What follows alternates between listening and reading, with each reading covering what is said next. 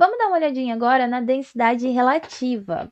Cara, quando a gente escuta a palavra relativa, a gente já tem que acender ali um sinalzinho amarelo para a gente ter bastante atenção em relação a isso. Quando a gente fala que é relativo a alguém. E é a quem, né? Fala aí, eu sou a Lucimada, responde aí. E hoje eu vim aqui para a gente bater um papo sobre fluidos. Essa aula é uma aula de introdução para você que está começando a ver fluidos na sua graduação aí, pode ser em MacFlu, ou mesmo está vendo aí alguma matéria de física onde está cobrando fluidos, já cola aqui com a gente que a gente vai fazer uma aula de introdução com os principais assuntos que você tem que saber na hora de falar sobre fluidos. Show de bola? Então já deixa o seu like no vídeo e se você ainda não está inscrito no canal do Responde aí, aproveita agora e já faz a sua inscrição e já deixa o sininho ativado. Assim você vai poder estudar junto com a gente, não vai ter perigo de ficar aí passando nervoso na hora de estudar. Show de bola? Galera, hoje a gente vai fazer, como eu falei para vocês, essa aula de introdução. E para você não ter problema na hora de estudar, a gente também preparou um super brinde para você. É um resumo em PDF que é super fácil de você encontrar. É só você entrar na descrição aqui do vídeo e subir e clicar no link que a gente vai deixar disponível aí para você já entrar e já baixar o seu resuminho em PDF. Assim, na hora de fazer um exercício ou mesmo de dar aquela revisada, você vai ter o resumo ali coladinho ali perto do seu caderno ou no seu celular, já vai ficar super fácil, tá? Então aproveita aí esse brinde, é só clicar no link e pegar o seu resumo, tá muito fácil, sério, não dá mole. Bom, vamos falar aí sobre os fluidos, vamos entender quem são eles. Primeira coisa que a gente tem que entender é o que é um fluido. Será que ele é um sólido? Ou um líquido? Ou é um gás? O que vocês acham? Né? É bastante comum, né? A gente vê algumas definições a gente vê no cotidiano, e aí a gente, quando vai estudar, a gente descobre que não era bem assim, não era bem aquela definição que a gente precisava. No caso dos fluidos, isso meio que acontece, né? Vamos ver o que é aí um fluido. Galera, a gente define uma substância fluida como aquela substância que não resiste a nenhuma tensão de cisalhamento. Ou seja, você faz uma forcinha em algum ponto e ela já começa a escoar, ela já começa ali a se movimentar, né? Ou seja, uma substância que escoa com facilidade. Tá? Além disso, ela não possui forma definida. O fluido, quando a gente tem uma substância fluida, por exemplo, um líquido, a água, a gente vira a água num copo, ela vai preencher aquele copo e ela vai assumir a forma do copo, né? Na forma ali daquele recipiente que ela está contida. Então, ela não tem uma forma definida. Se eu colocar num copo mais gordinho, mais magrinho, né? Se eu colocar num potinho quadrado, então ela vai ocupar aquele volume disponível ali para ela e ela vai ter aquele volume definido, tá? E o principal que a gente tem que entender é isso, é esse lance da substância que não resiste a tensões de cisalhamento. Então, com uma pequena forcinha que você aplica, a gente já vê que a substância já começa a se movimentar, ela já começa a escoar ali uma camada de substância por cima ali da outra, vai escoando bem facilmente, tá? Então, ó, mas por que que isso acontece, né, gente? Isso acontece por conta das forças intermoleculares. Então, lá dentro da substância, a gente tem várias moléculas e elas estão ali interagindo, elas estão ali ligadas de alguma maneira. Nas substâncias que são sólidas, essa interação ela é muito forte. Então, as camadas estão bem grudadinhas ali. Quando você faz uma força, você pode até deformar esse sólido, mas é difícil você ver elas coando, assim, eles coando facilmente. No caso dos fluidos, essas forças intermoleculares, elas são mais fraquinhas. Então, qualquer petelequinho, qualquer forcinha que você faz ali, empurrando, as camadas vão se soltando ali, se deslizando mesmo uma sobre a outra, tá? Então, assim, a gente caracteriza um fluido. Então, esses fluidos, eles podem ser principalmente líquidos ou gases. Show de bola? Bom, e para a gente falar sobre eles e usar em exercícios, vai ser bastante comum a gente encontrar algumas propriedades desses fluidos. É importante, então, a gente conhecer o que é a massa específica, caracterizada ali pela letrinha ρ.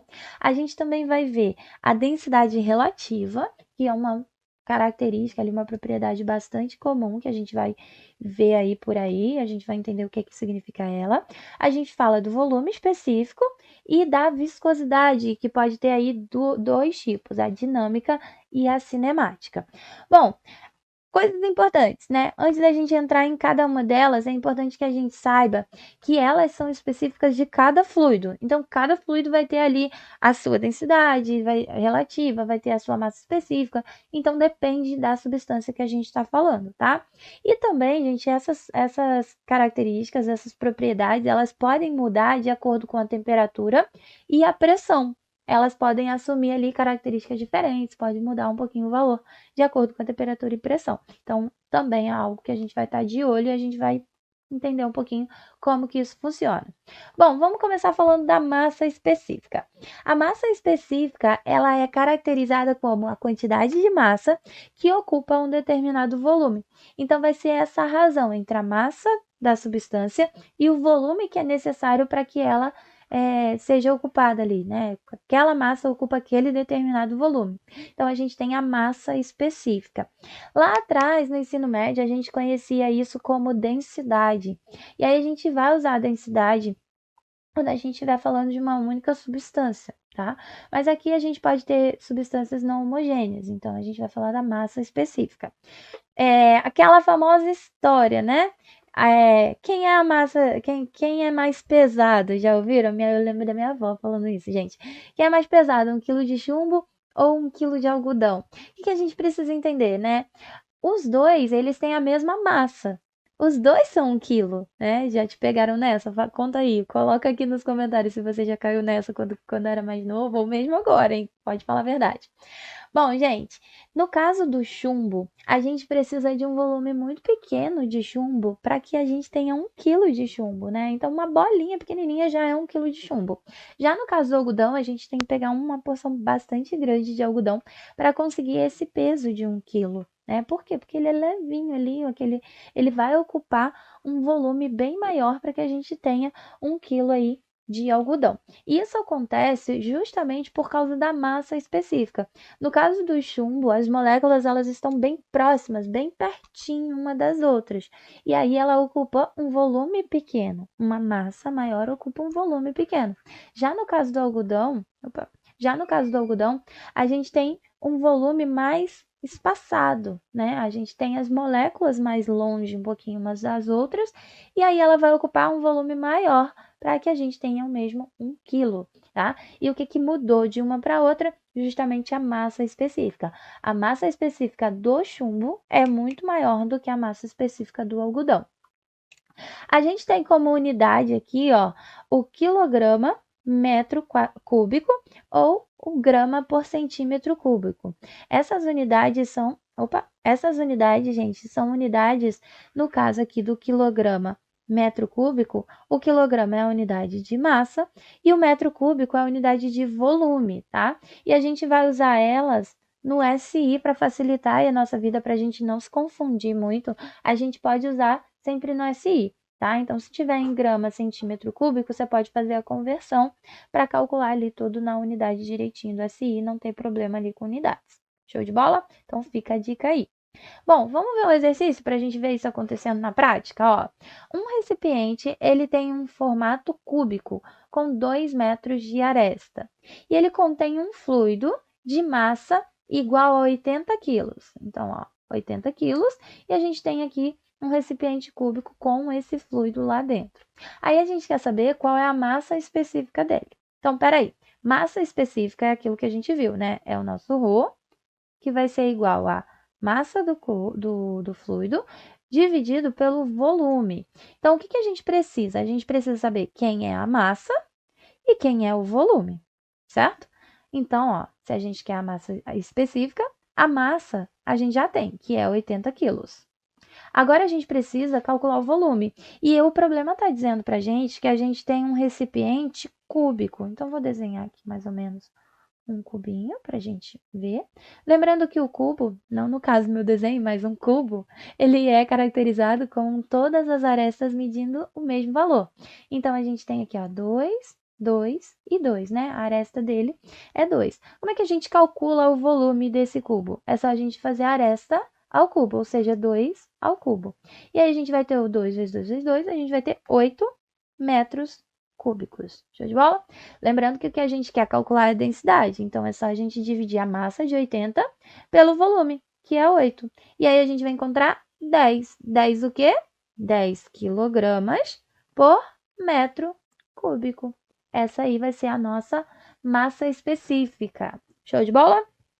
Bom, então assim a gente consegue encontrar, vai ser bastante útil para a gente em vários momentos fazer esse tipo de contazinha, então é importante que a gente tenha essa relação.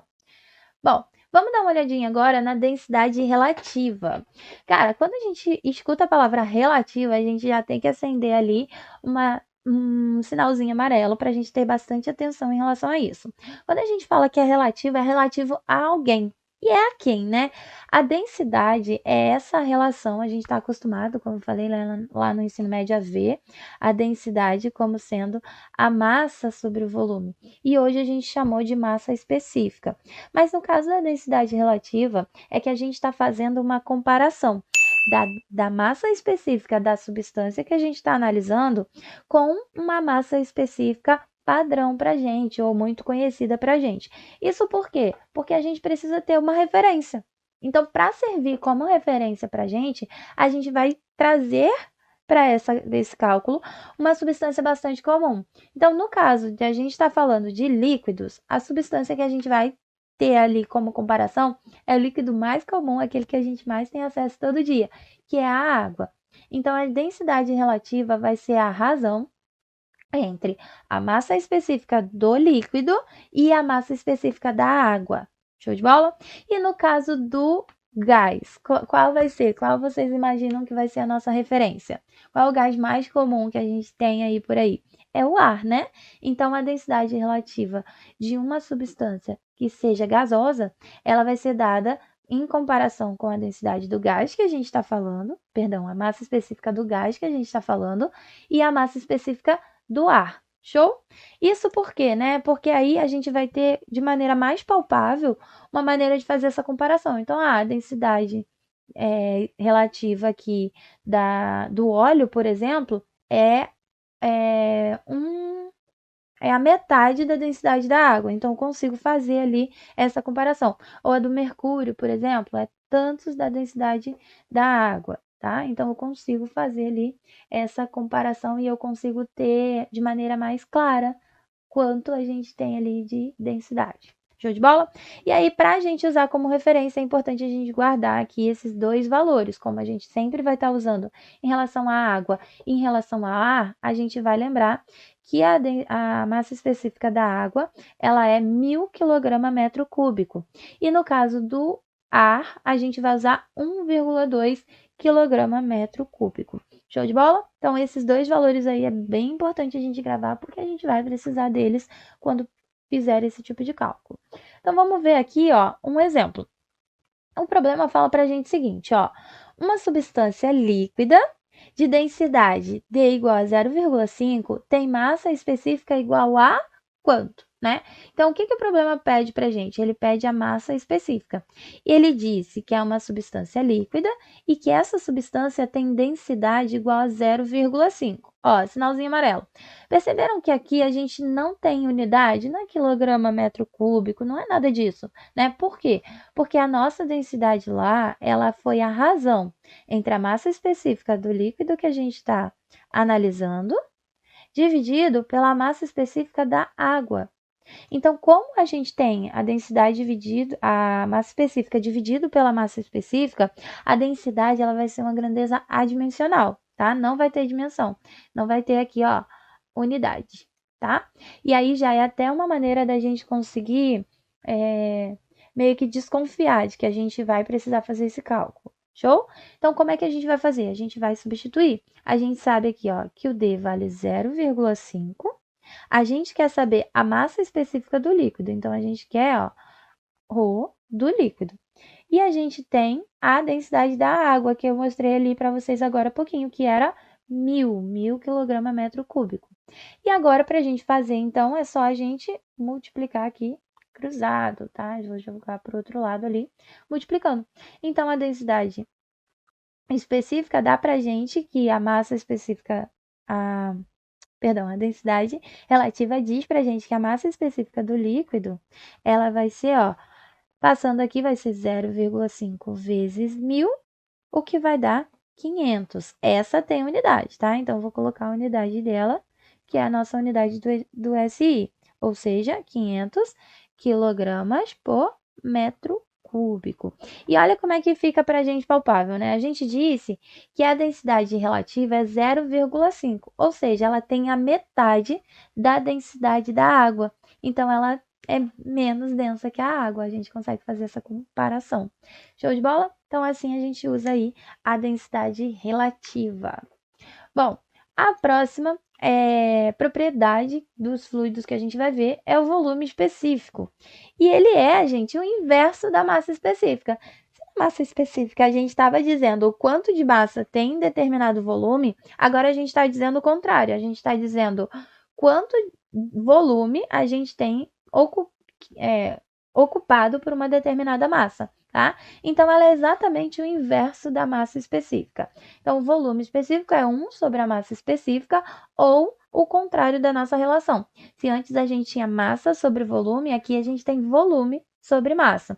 E aí, na hora de colocar a unidade, a gente também vai inverter, tá? Então, a unidade vai ser metro cúbico por quilograma ou centímetro cúbico por grama, tá? Então, essa aí vai ser a unidade. E olhar a unidade também é algo que ajuda a gente a interpretar do que a gente está falando. Então, às vezes você tem um número soltinho lá, e aí você quer saber de que está falando. A unidade vai indicar para você. Show de bola? Agora vamos falar da viscosidade. A gente tem dois tipos de viscosidade. A gente tem a viscosidade dinâmica, que depende de cada substância, tá? E ela é dada pelo μ, a viscosidade absoluta.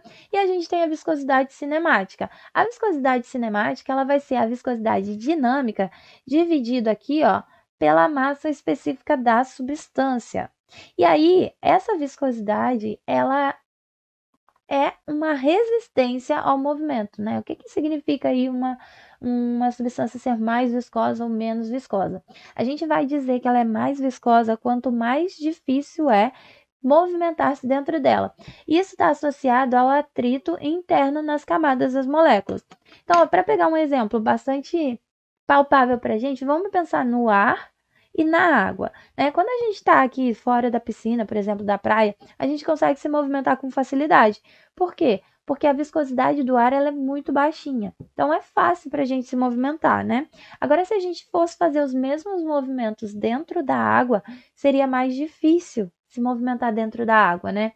Mesmo se a gente entrasse, por exemplo, numa piscina de mel, né? A gente teria muita dificuldade para se movimentar ali dentro dessa piscina. Isso acontece porque lá dentro as camadas de substância elas se movimentam com mais dificuldade porque existe um atrito entre elas. Então, para a gente vencer ali, para elas se movimentarem umas por cima das outras, é mais difícil quanto mais viscoso ele é, tá? A outra coisa que dá para a gente ver isso, outra forma da gente ver isso, é se a gente tentar escoar uma substância.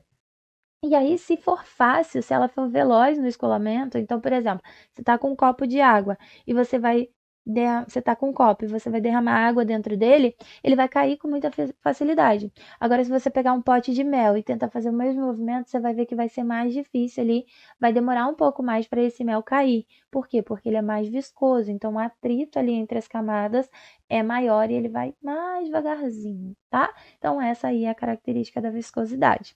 Outra coisa bastante interessante que a gente tem com relação à viscosidade é que ela tem comportamentos diferentes para líquidos e para gases, né? Quando a gente está falando de fluidos, os dois são fluidos, mas de acordo com a variação aí da temperatura e da pressão, a viscosidade ela vai assumir comportamentos diferentes quando a gente estiver falando de líquido ou quando a gente estiver falando de gases. Vamos dar uma olhadinha no que acontece com a variação de pressão.